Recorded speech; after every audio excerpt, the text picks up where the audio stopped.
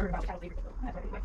It's amazing because it's so ingrained. It's so ingrained in like so many different things. And I think to a certain extent, there's also I look at it also from the perspective of responsibility from parents, right? So when my kids were little, I remember one particular instance with Olivia, where she goes to school, she went to a little small community school, and she goes to school and they're doing, that typical Thanksgiving with the pilgrims and that whole activity. So she comes home and she's sitting down, she's trying to think, okay, we all talk about school. So she's telling me, okay, we talk about this and the other, and we talk about the savage, and I had to stop right there.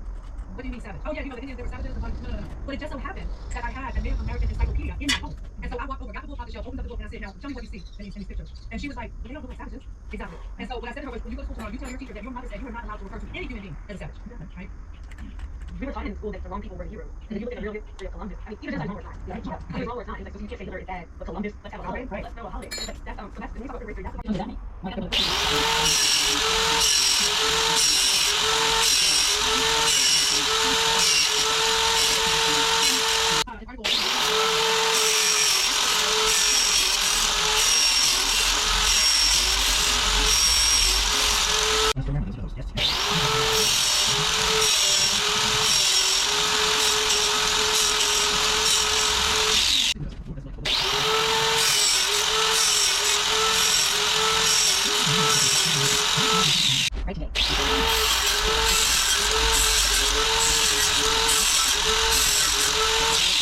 Yeah, it's how many more years do you take your fall to do anything here?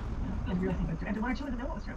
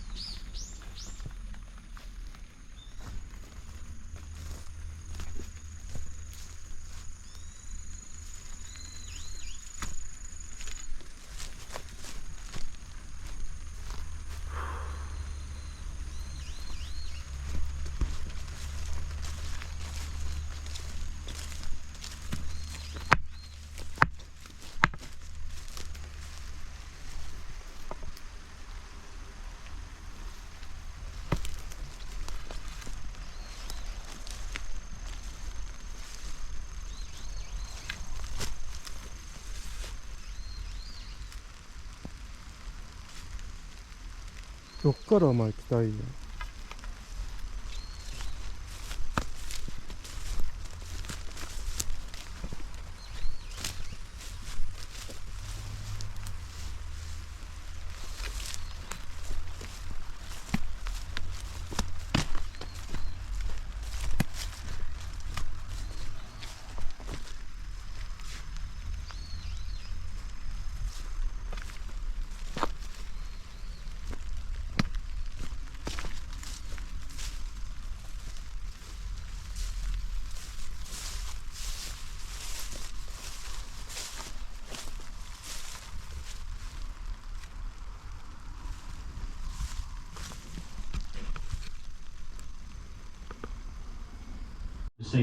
When we don't say what we really mean. So we want to make conversation polite because we want to cooperate with each other. She says cooperation is at the heart. Something that's at the heart is the most important. Seriously, podcast. Liars in general say less. They tend to have a longer sort of response latency, which is the time between the question and the answer. And there also tends to be an emotional distance in the lie. So the words me, my, I, all those things tend to drop away in lies. And it's much, much harder for lies to control what they're saying and how they're saying it. So focus your attention there, you can the lie detector. Some good advice from Bridget Wiseman. So to detect lies, we need to listen out for the response latency. The term used in psychology to describe time taken between a stimulus or question and the response to it. The bigger the gap, the more chance there is that someone is lying. Is that a good summary, Sam? Sort of, Rob. Richard also suggests we focus on, or concentrate on, what and how people are saying things too. There's probably more to it than just that. Well, now you know how to detect my lies, Sam. Maybe honesty is the best policy, as they say. So I'm now going to give you an honest answer to the question I asked earlier. The competition is held in Cumbria and UK every year to award the title of the biggest lie in the world. Lawyers, as well as politicians, are not allowed to enter the competition. It's claimed they are judged to be too skilled at telling porkies.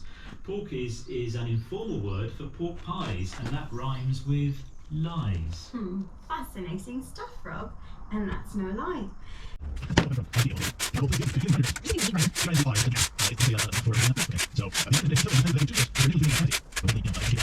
Well, did you report that you use building things? Those are right there.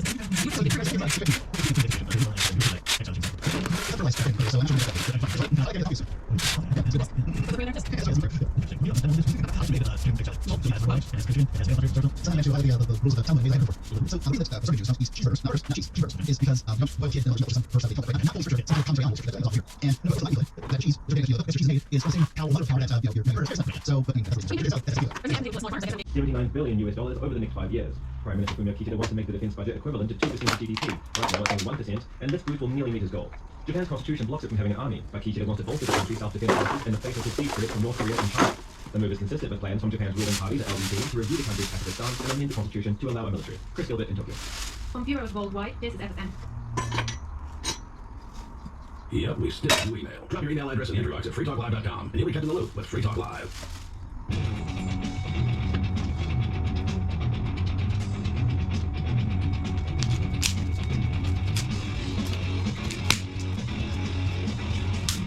And we're back. We are back, aren't we? We went somewhere, and now we're back. That's how things go. We gotta stay in the same place. I was about to say, I didn't go anywhere. Well, Just stay here. all right.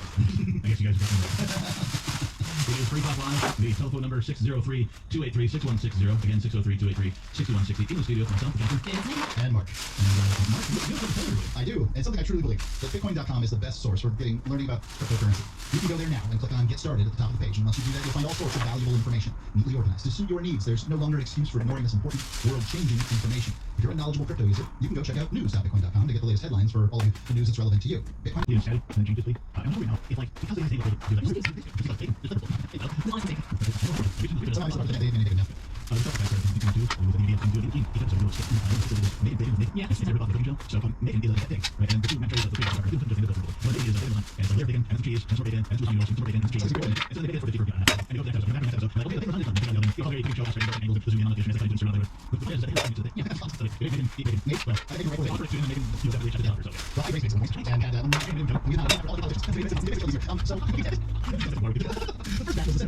John Kane and Rand Paul and Mitch McConnell and Chuck Schumer and Use promo code FTL for a $5 discount. Got Telegram? You can follow our channel there and discuss show prep with other listeners at telegram.freetalklive.com.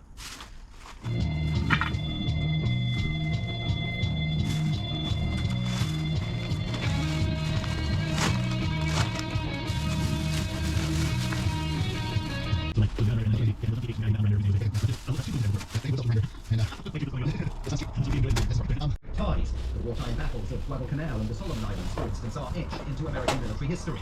But in April, China surprised Washington by signing a security pact with the Solomon Islands, and Washington has been playing catch-up ever since. Jim Lindsay is with the US Council on Foreign Relations. You reap what you sow. For about 30 years after 1990, the United States pretty much ignored the islands in the Southern Pacific. And I think what you see right now is the administration scrambling. While there's a certain understanding that we're in a rivalry, a competition with China, the amount that we're putting on the table compared to what the Chinese are doing with things like the Belt and Road Initiative are quite paltry. But I think what we're really seeing is an effort by this administration to sort of abide by the first rule of diplomacy, which is show interest in others, and to try to make the case to show that we care. Again, a lot of diplomacy really is about showing up. And he says ahead of this week's summit, the Biden administration has not been able to indicate any specific deliverables expected to arise from it. With FSN Spotlight, I'm Simon Marks. The main headlines again. The White House's national security advisors warned of crack cocaine, all these sort of things, and Does that make somebody suicidal? it could, just because it brings your life down to a point where you might be homeless, you're dependent on this drug. If you don't get it, you're really, really sick with withdrawals, and that can make people feel hopeless to the point, and then they... There are a bunch of people there who are already in the Shire, and they want to meet you. If you're already in the Shire physically, you should also come by the forums. Remember, not everyone uses Facebook. New people are signing up for the Shire Society Forum every month, so drop in and say hello at forum.shiresociety.com. The Free State Project has reached its goal of 20,000 Liberty lovers who pledge to move to New Hampshire and get active to achieve liberty in our lifetime. Perhaps you're trying to figure out what part of New Hampshire should be your destination. If so, consider Keene. You'll find more than 150 reasons to move to Keene at move.freekeene.com. Keene is famous for its historic, publicity-generating activism, as well as the liberty media capital of the world. It's home to freekeene.com, New Hampshire's destination for liberty activism, news, and opinion. For years, we've been compiling over 150 reasons to move to Keene at move.freekeene.com, where you'll learn about some of what's happening here and what makes Keene a great place to live. If you love liberty, you'll probably enjoy anywhere you end up in the Shire. But do your due diligence first. Please visit move.freekeene.com for the full list of over 150 reasons to move to Keene. That's move.freekeene.com. Tired of cancel culture? Sick of mega tech corporations holding an axe over your head? Join the LRN.FM Matrix chat circuit. It's self-hosted, so no one else can tell us what to... Rhetorical battle. Ukraine's president said he doesn't think Vladimir Putin is bluffing. Speaking to CBS, Volodymyr Zelensky said maybe yesterday it was a bluff, now it could be a reality. South Korea has convened a National Security Council meeting in response to North And looks back at this week in history.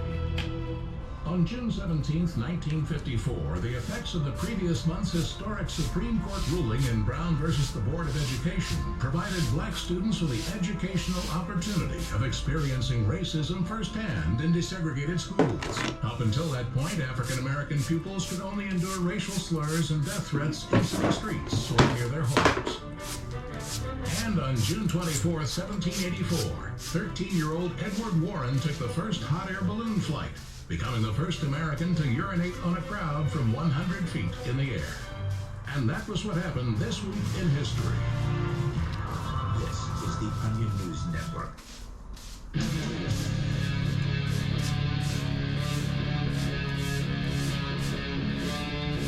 Free Talk Live.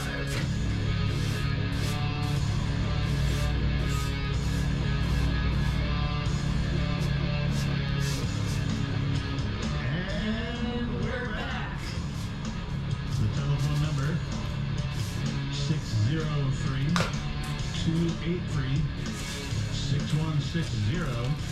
You can tattoo that on the forehead of your firstborn, or grab a crayon, write it on the fridge. That sounds like aggression.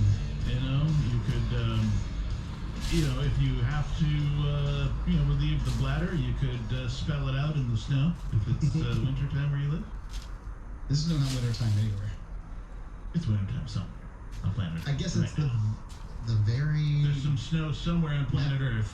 I'm not saying there's certainly going to be snow, but it's in either the mountains, the very early spring or very early fall or very late spring, I would think. Either way, all I'm saying is that, if you're in a snowy area listening to this show and you can't remember the number, why, you can just empty your bladder into the snow and write 603-283-6160.